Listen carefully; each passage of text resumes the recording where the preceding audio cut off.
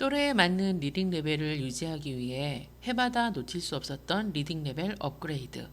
그것이 무난하기 위해 채워야 하는 절대 필요량이란 무엇일까요? 19번째 이야기 시작하겠습니다. 우리말 책은 물론이고 영어 원서조차도 사고와 흥미에 맞는 재학년 수준 레벨의 좋은 문장을 담은 책으로 매일매일 꾸준히 읽어나가 제 나이만큼의 영어 자체 사고력을 쌓아가자는 것이 실천하고자 했던 제대로 엄마표 영어의 핵심이었습니다. 그런 진행을 위해 놓치지 말아야 할 것이 해마다 리딩 레벨을 학년에 맞게 무리 없이 업그레이드하는 것이지요. 3, 4학년만 되어도 우리말 책도 제 나이만큼 독서력을 쌓기 힘들어지는 일상에서 일부러 의도하지 않으면 노출도 쉽지 않은 영어로 채워야 하는 필요량입니다. 하루 10분 또는 20분으로 채워질 만만한 양일까요? 절대 필요량이 채워졌는지는 어떻게 확인할 수 있을까요? 절대 필요량은 이만큼이다. 모든 아이들에게 정도를 일반화시킬 수 있을까요?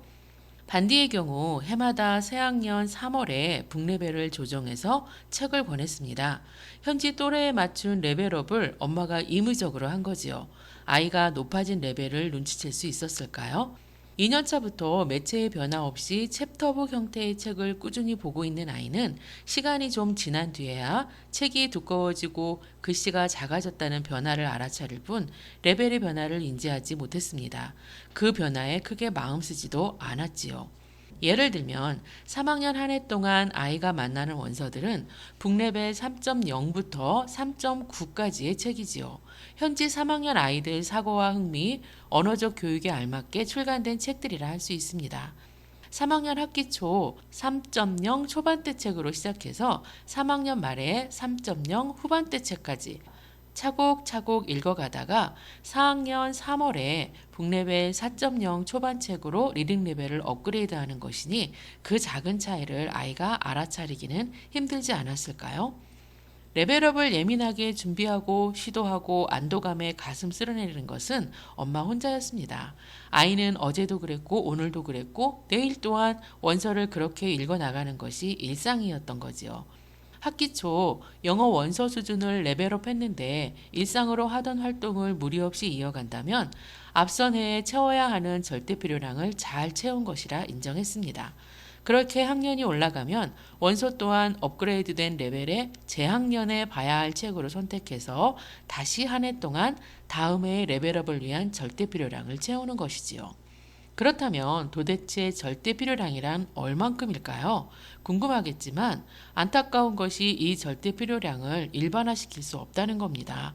반디의 절대 필요량은 일요일을 제외하고 매일 집중 듣기 1시간으로 책을 보는 양이었습니다. 1년간 자신에게 맞는 북레벨의 책을 꾸준히 읽어나가며 채웠던 반디만의 절대 필요량인 거지요.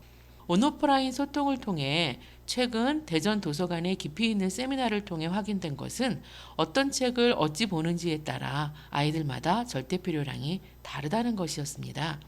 챕터북 안정기까지는 단행본보다 시리즈를 추천하는 이유도 같은 시간이라 해도 가랑비 전략보다는 소낙비 전략을 추천하는 이유도 절대 필요량을 좀 더 효율적으로 채울 수 있는 전략이 아닐까 싶어서지요. 이런 데이터도 얻어졌습니다. 재학년 레벨에 맞는 책으로 매일 1시간을 제대로 채운 친구들만큼은 다음 단계 레벨업이 힘들어 머뭇거리거나 뒷걸음치는 일은 없더라는 겁니다. 일반화시킬 수 없는 절대 필요량이지만 최소한이라는 안정량만큼은 가늠이 되었다 할까요? 그렇다 하더라도 누군가의 가늠량을 믿을 것은 아니지요. 한두 해 스스로 자잘한 시행착오를 겪으며 자신만의 절대 필요량을 찾아야 할 겁니다. 절대 필요량이 제대로 채워지지 않은 경우는 어찌 확인될까요? 엄마의 임의적인 레벨업에 아이가 예민하게 반응하는 경우 점검이 필요합니다. 1시간 긴 호흡이 무난하던 아이가 집중이 흐트러지고 이해도가 급격히 떨어진다면 지나온 시간을 되짚어 원인을 파악해 보아야 하지요. 대부분이 채워야 하는 양을 제대로 충분히 채우지 못한 경우였습니다. 소리와 텍스트 노출의 양을 채울 만큼 채워야 다음 단계의 레벨업에 무리가 없는데 절대 필요량을 채우지 못하게 되면 학년과 북레벨의 차이는 점차 벌어질 수밖에 없습니다. 그렇게 벌어지기 시작하는 간격은 저학년이 아닌 이상 중학년만 되어도 획기적인 실천이 아니면 따라잡기 힘들어지는 상황으로 급격히 벌어지기도 하지요. 이것저것 욕심부리면서 한눈팔 여지없이 듣기 시간 확보에 주력하며 매일 1시간 집중 듣기가 습관을 넘어 일상으로 되어줘야 하는 이유였습니다. 절대 필요량을 채워 해마다 재학년에 맞게 리딩 레벨을 업그레이드 해야 했으니까요.